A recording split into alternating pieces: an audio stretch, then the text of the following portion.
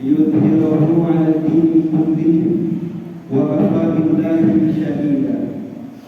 أشهد أن لا إله إلا الله الملك الحق المبين، وأشهد أن محمدا عبده ورسوله المبعوث رحمة للعالمين. اللهم صل وسلم وبارك على سيدنا وحبيبنا وشفيعنا ومولانا محمد المصطفى صلى الله عليه وسلم وعلى آله وصحبه ومن تبعهم بإحسان إلى يوم القيامة. أما بعد، فيا عباد الله، إني أوصيكم ونفسي بتقوى الله فقد فاز المتقون.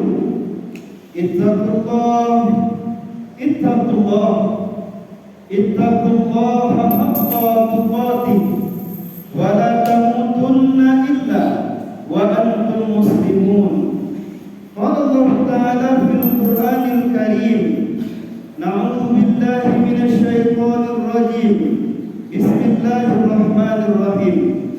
لقد من الله على المؤمنين إذ بعث فيهم رسولا من أنفسهم يتلو عليهم آياته ويزكيهم ويعلمهم الكتاب والحكمة وإن كانوا من قبل لفي ضلال مبين.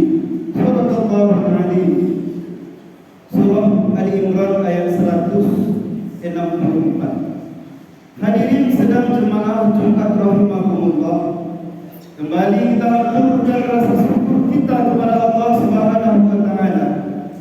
Pada siang yang berbahagia ini, alhamdulillah Allah Subhanahu wa taala masih memberikan kita nikmat yang banyak.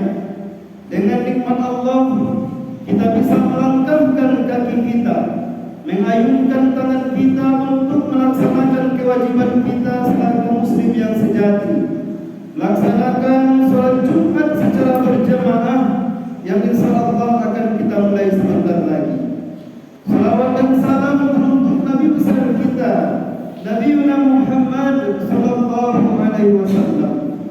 Hadirin sedang jemaah Jumat rahimakumullah, mengawali khutbah kita pada siang hari ini, khatib tidak bosan-bosannya untuk selalu mengajak kita, terutama untuk diri khatib sendiri. Marilah kita hari demi hari, minggu demi minggu, bulan pun berganti bulan, kita untuk selalu memperkuat keimanan kita, sekaligus memperbaiki kualitas ketakwaan kita kepada Allah Subhanahu wa taala. Karena iman dan takwa itu berbanding lurus. Semakin kuat keimanan seseorang, maka ia akan semakin rajin, semakin taat kepada Allah Subhanahu wa taala. Semakin kuat keimanan seseorang, maka dia akan selalu berusaha menjauhi dirinya dari dosa dan maksiat dan larangan-larangan Allah Subhanahu wa taala. Takwa merupakan mustika yang paling indah dalam menghiasi hidup dan kehidupan kita.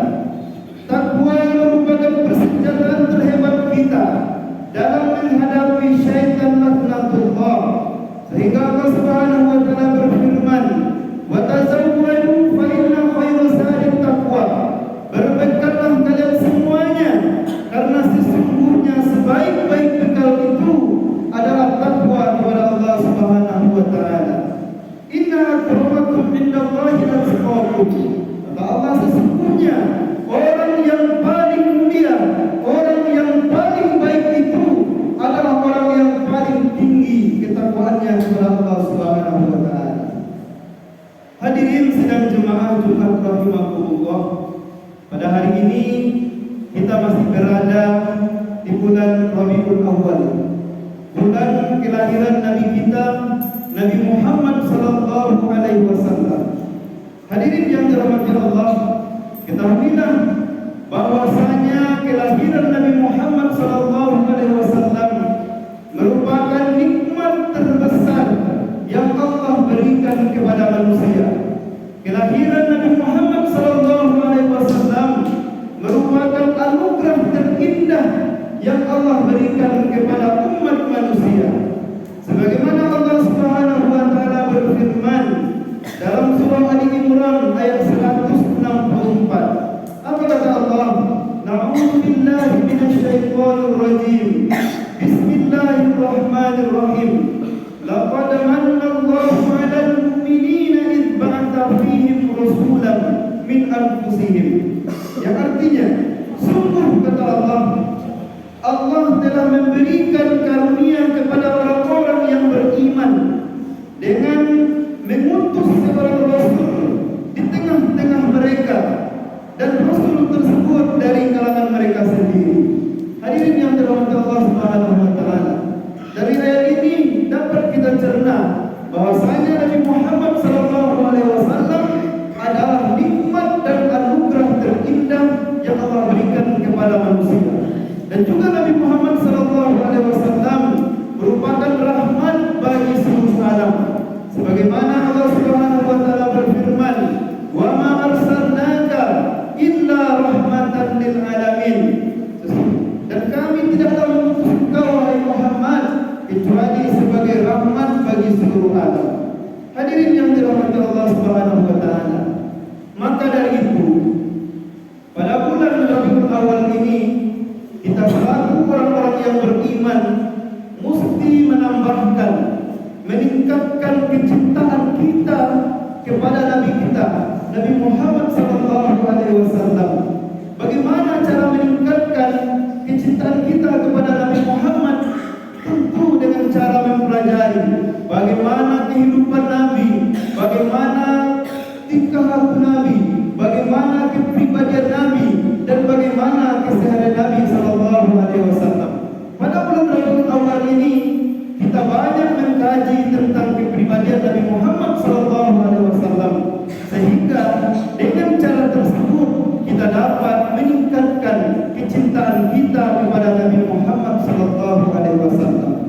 Hadirin yang dirahmati Allah Subhanahu wa taala, cinta kepada Nabi Muhammad tidaklah cukup hanya sekedar kata-kata yang manis di bibir saja. Cinta kepada Nabi Muhammad tidak cukup dengan untaian kata yang indah saja. Akan tetapi jika kita cinta kepada Nabi Muhammad, maka cinta itu mesti dibuktikan. Cinta itu harus kita perlihatkan.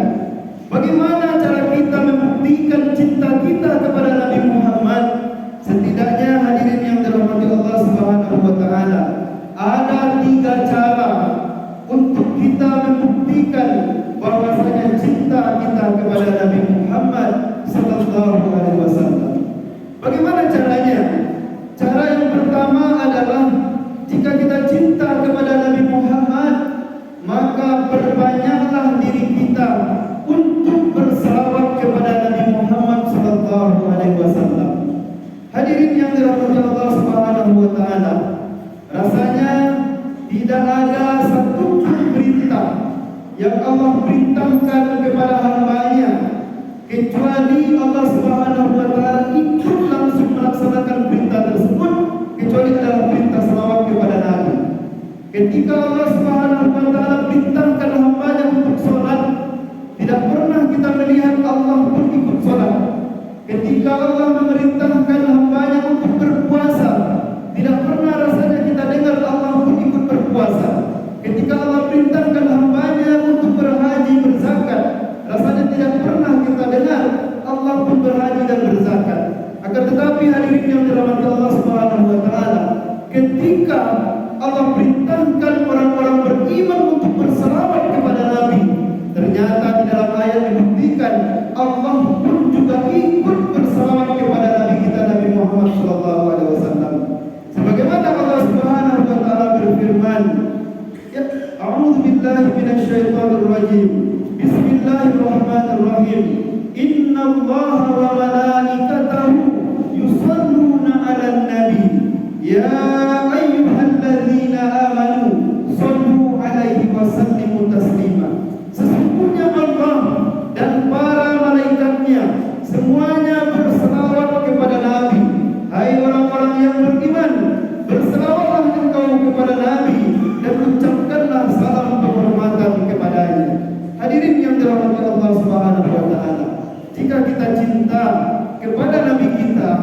maka perbanyaklah kita untuk berselawat kepada Nabi kita. Karena ketika kita berselawat, tentu akan banyak yang akan kita dapatkan. Sebagaimana yang disabdakan Nabi kita sallallahu alaihi wasallam, "Man shalla 'alayya salatan," siapa yang berselawat kepadaku, kata Nabi, dengan satu selawat saja, sallallahu alaihi biha asyra, maka Allah akan membalas selawat dia tersebut 10 kali lipat. Hadirin yang dirahmati Allah Subhanahu wa taala, tentulah selawat ini merupakan ibadah yang spesial bagi kita.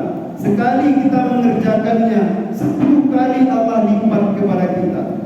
Kemudian di dalam hadis yang lain juga kita temukan bahwasanya orang yang paling pelit itu bukanlah orang yang tidak mau bersedekah, bukanlah orang yang jarang jajan, akan tetapi orang yang paling pelit itu, kata Rasulullah SAW, adalah ketika namanya disebut, dia tidak mau bersalawat kepada Nabi Muhammad SAW.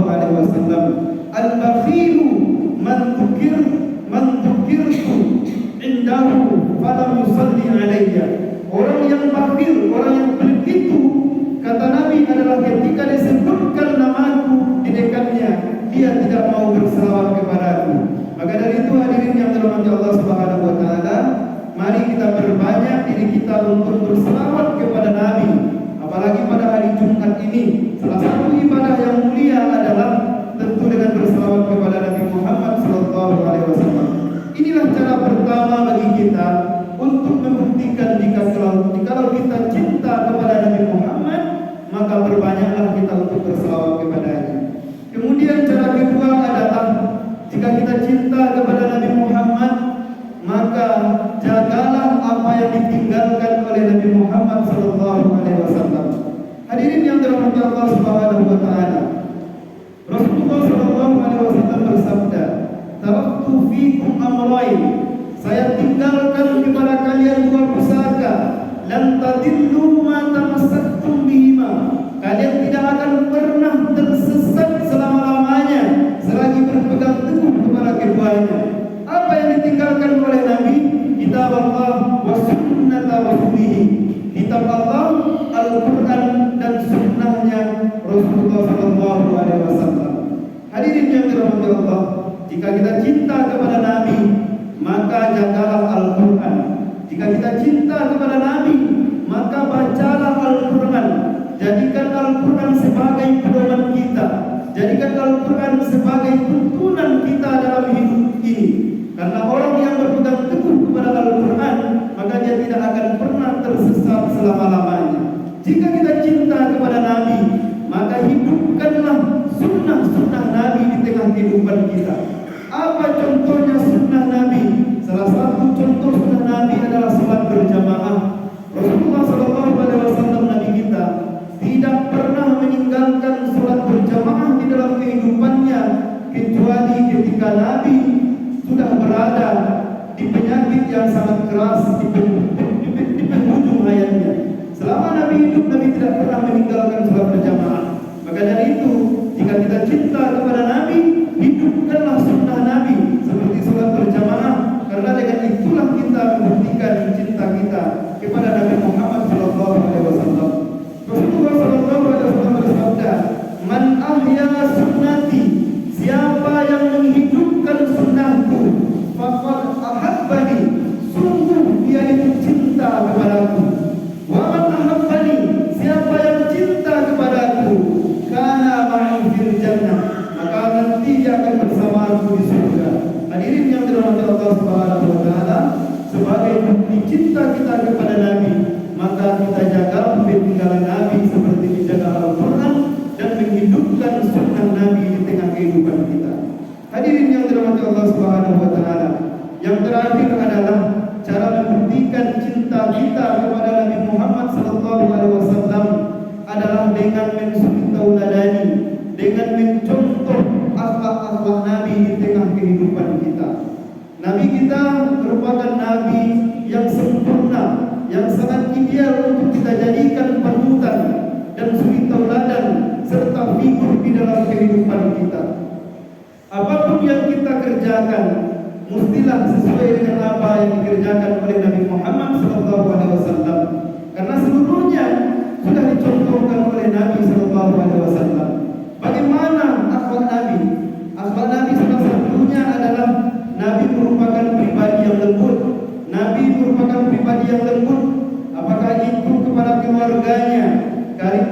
kerabatnya, kepada masyarakat, kepada tetangganya, dan kelembutan Nabi pun dapat dirasakan oleh seluruhnya, baik itu binatang maupun tumbuh-tumbuhan, termasuk juga lawan dan musuh-musuh Nabi ketika Nabi berdakwah di kota Mekah. Ketika Nabi berdakwah di kota Mekah, ketika Nabi hendak melaksanakan ibadah ke Ka'bah, suatu hari Nabi berjalan menuju Ka'bah. Ketika Nabi melewati suatu gang, Nabi biasa dilempar oleh orang-orang dengan tai unta. Hari pertama Nabi lewat, kena beliau dilempar dengan tai unta. Hari kedua dilempar lagi, kena lagi badan beliau, kotor pakaiannya, dilempar dengan tai unta. Ketika hari ketiga Nabi lewat, ternyata lemparan itu sudah tidak ada lagi. Nabi pun bertanya kepada orang-orang yang ada di sekelilingnya, wahai sahabatku, mana orang yang biasa melemparku dengan tai unta kemarin? Maka orang-orang yang ada di rumah tersebut sekelilingnya berkata, wahai Nabi Muhammad, ketahuilah bahwasanya orang tersebut sekarang sedang mengalami sakit. Lalu apa yang terjadi? Dengan kelembutan hati Nabi Muhammad SAW dan jiwa pemaafnya, Nabi lah orang yang pertama kali melihatnya. Nabi bawakan makanan, Nabi bawakan hadiah untuknya, sehingga musuh Nabi tadi tersentuh hatinya dan langsung mengucapkan dua kalimat syahadat di hadapan Rasulullah SAW. Hadirin yang dirahmati Allah Subhanahu wa taala, dari apa yang kita sampaikan dapatlah kita ambil beberapa butiran-butiran hikmah yang dapat kita jadikan pedoman hidup kita. Yang pertama, jika kita cinta kepada Nabi, maka perbanyaklah diri kita untuk berselawat kepada Nabi. Jika kita cinta kepada Nabi, maka jagalah semua yang ditinggalkan oleh Nabi.